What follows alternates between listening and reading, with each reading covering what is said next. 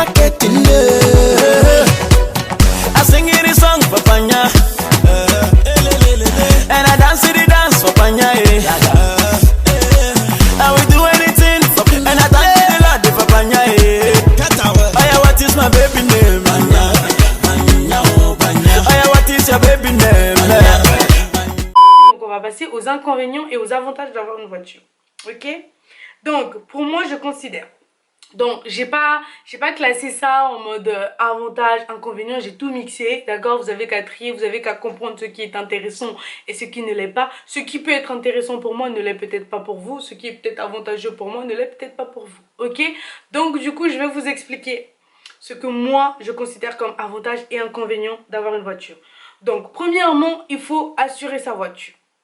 Bon, ça, c'est un avantage parce que si on a un pépin, on est couvert. Mais d'un autre côté, c'est un inconvénient. C'est de l'argent qui est prélevé dans votre compte tous les mois, bordel de... Parce que sincèrement, je vous dis, quand vous venez d'avoir votre permis, d'où l'importance de savoir quel véhicule on va acheter. Parce que selon le bolide, la voiture, que vous allez ramasser, je vais vous dire qu'au niveau assurance, vous allez banquer. Donc franchement c'est un conseil, je vous dis, si vous venez d'avoir votre première voiture, n'allez pas prendre des Ford Focus, des BMW, des Golf TD. Non, laissez ça pour les gens qui sont confirmés, qui ont déjà le permis, qui ont le permis déjà depuis 2 ans ou qui sont confirmés depuis je sais pas combien de temps. Eux ils ont des bonus, surtout ceux qui n'ont jamais eu de malus, tout ça au niveau de l'assurance, c'est tout bénéf pour eux. Mais sincèrement, si vous prenez une voiture qui a des 6 chevaux au compteur et patati et patata, vous êtes nouveau conducteur, vous allez bonquer. Soyez pas choqués si on vous dit 100 € par mois, ok? Ensuite, moi personnellement je mets plus dans les inconvénients, t'as compris?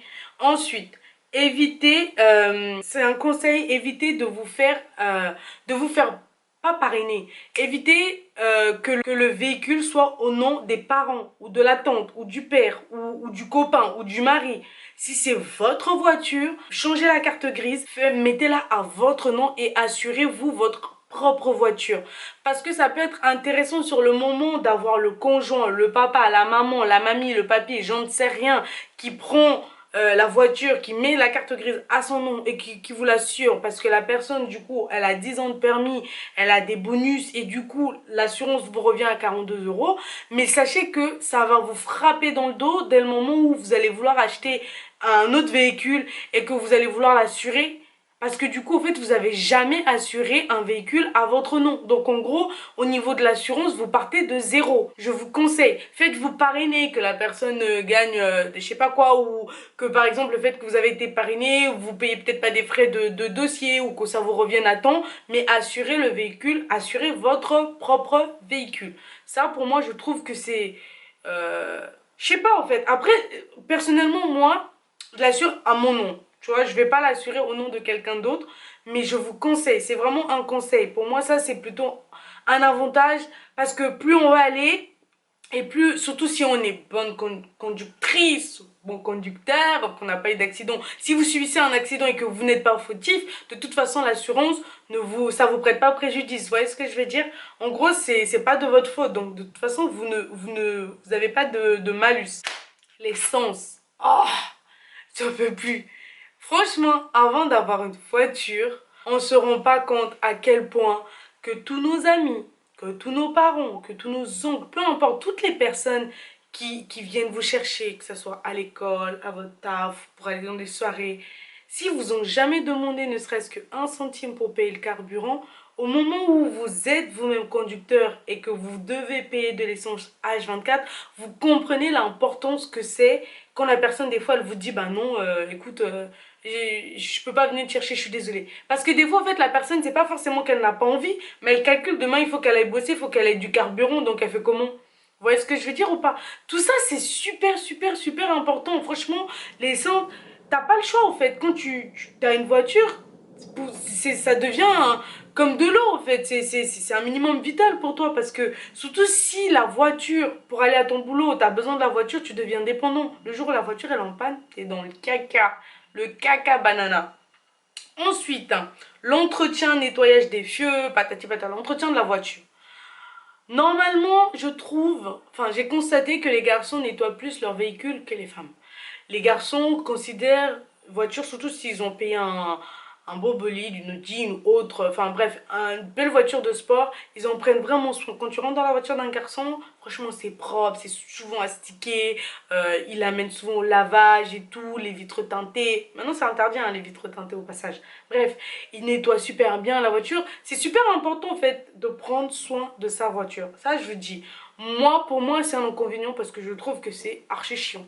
Parce que dès que je nettoie ma voiture, je trouve parce que moi je suis pas quelqu'un en mode oui vous mangez pas dans ma voiture, oui moi je m'en fiche, tu manges pas, c'est pas mon problème, mais c'est juste qu'au fait quand tu nettoies et tout, moi dans ma voiture il y a tout le temps des trucs qui traînent, hein. Des gobelets, des machins, des bouteilles, parce que moi même au volant je mange. Ah d'ailleurs on doit pas faire ça, c'est interdit maintenant. Voilà.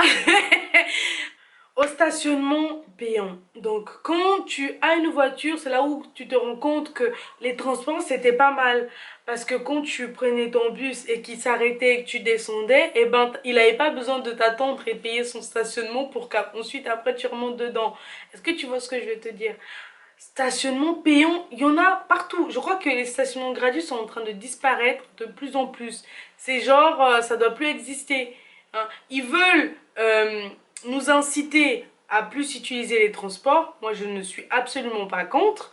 Mais à ce moment-là, faites-nous des parkings avec des prix très abordables pour que les gens ils puissent les laisser loin ou alors les laisser chez eux et vraiment utiliser les transports. Mais alors, en fait, je remarque que les transports augmentent, les parkings augmentent. Enfin, tu sais pas quoi faire en fait. L'essence augmente. Frère, moi je préfère, je prends ma voiture, je viens dans ma voiture, je râle dans ma voiture, dans les bouchons, et puis basta. Mais les stationnements payants, pour moi, c'est vraiment quelque chose qui est, pour moi, un inconvénient, voilà quoi. Même s'il faut payer, mais je trouve que surtout à Paris, c'est exorbitant. Tu rentres dans un parking, tu sors, tu peux payer 18 balles. Allô? Allô, il s'est passé quoi? Frère, je suis allée les sortir d'où les 18 balles? Je suis allée au centre commercial, calmez-vous. 18 balles, t'as vu ça où? L'autre jour, on part à quoi boulevard? Bon, ma soeur, si tu passes par là, hein, on part à quoi boulevard? La meuf, elle me dit, oh, c'est pas cher, regarde, c'est 90 centimes. En plus, c'est dégressif. Mais en fait, non, c'est la minute. On est sorti 10,90 €. Bam! Je fais, mais c'est quoi ce bordel? J'ai dit, j'aurais dû la garer quelque part ou alors on aurait dû venir en transport. Ça coûte encore moins cher. Enfin bref, pour moi, c'est un inconvénient. Ensuite, inconvénient que je pense que tout le monde sera d'accord avec moi, c'est les amendes. Oh my goodness, les amendes, stationnement gênant, stationnement interdit, radar. Bon, si vous avez des amendes par rapport au radar, c'est que vous ne respectez pas les limitations de vitesse. Hein? Je dis ça, je dis rien.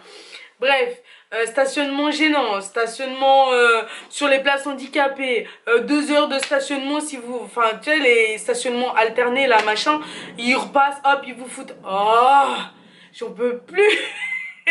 J'en peux plus. C'est super chiant, en fait. Vous pouvez vous ramasser des amendes bêtement. Et ça, franchement, c'est chiant. Quand t'as une voiture, c'est chiant. Hein, je te jure, en fait, ils font tout pour nous décourager d'avoir des voitures. C'est pas possible. Ensuite, autre chose. Pour moi, que je considère comme un avantage, essayer de ne pas être trop dépendant de la voiture. C'est-à-dire, je vous explique, enfin, je m'explique. Quand on a une voiture, on devient très très facilement fainéant. Mais quand je vous dis fainéant, vous voulez aller à la boulangerie, vous allez prendre votre voiture. Vous voulez aller à la mairie, vous allez prendre votre voiture. Vous allez aller à votre banque qui est juste à côté de chez vous, vous allez prendre votre voiture. Non, stop. Moi, je vous parle. Franchement, j'essaie de faire des efforts que dès que si, par exemple, je peux aller quelque part où je peux aller à pied, eh ben, j'y vais quand même, tu vois, j'y vais. À part si, par exemple, je vais à cet endroit-là en voiture parce qu'après, je continue histoire de pas revenir récupérer la voiture. Autrement, si c'est juste un aller puis revenir à la maison, j'essaie d'aller à pied. À mon boulot aussi, je pourrais aller à pied, mais le problème, c'est que, vas-y, c'est... Enfin non, je pourrais aller en bus, mais vas-y, le bus, il passe tous les 500 ans, donc je préfère y aller en voiture, au moins je sais que je serai à l'heure. Mais en soi, si vous pouvez quand même avoir votre voiture et ne pas être à 100% dépendant, franchement, vous aurez tout gagné, tu vois. Et puis en plus de ça, on va moins polluer la planète et tout et tout. Voilà quoi, c'est top. Et aussi autre chose avec, pour moi, que je trouve qui est super intéressant, enfin, qui est un avantage, je trouve faire du blablacar. Moi, je blablate beaucoup, j'adore ça. J'ai déjà fait du blablacar en étant passager, en étant conductrice. Depuis que j'ai ma voiture, moi je fais toujours du du Blablacar parce que je trouve ça super intéressant, t'échanges avec des gens. Enfin, quand tu pars des distances qui sont un peu, voilà, un peu loin de chez toi, on va dire, tu sors de chez toi, tu vas quelque part où tu peux prendre ton véhicule et faire du Blablacar, je vous le conseille parce que, vous faites des économies, non, vous faites pas des économies, si, vous faites des économies, on va dire, niveau essence, péage. Je suis désolée si vous entendez ce bruit. J'habite en face d'une école et là je pense que c'est l'heure où les parents viennent récupérer leurs enfants, donc il y a un bruit ahurissant de klaxons, je sais pas ce qui se passe. C'est en train de me gaver. Je pense qu'il y a quelqu'un qui s'est super mal garé et du coup tout le monde est en train de klaxonner. Bref, donc je disais oui, faites du covoiturage. Je trouve qu'il est super intéressant, enfin qui est un avantage, je trouve, faire du Blablacar. Moi je blablate beaucoup, j'adore ça. J'ai déjà fait du Blablacar en étant passager, en étant conductrice. Depuis que j'ai ma voiture, moi je fais toujours du Blablacar parce que je trouve ça super intéressant, t'échanges avec des gens. Enfin, quand tu pars des distances qui sont un peu, voilà, un peu loin de chez toi, on va dire, tu sors de chez toi, tu vas quelque part où tu peux prendre ton véhicule et faire du Blablacar, je vous le conseille parce que, vous faites des économies, non, vous faites pas des économies, si, vous faites des économies, on va dire, niveau essence, péage. Je suis désolée si vous entendez ce bruit. J'habite en face d'une école et là je pense que c'est l'heure où les parents viennent récupérer leurs enfants, donc il y a un bruit ahurissant de klaxons, je sais pas ce qui se passe.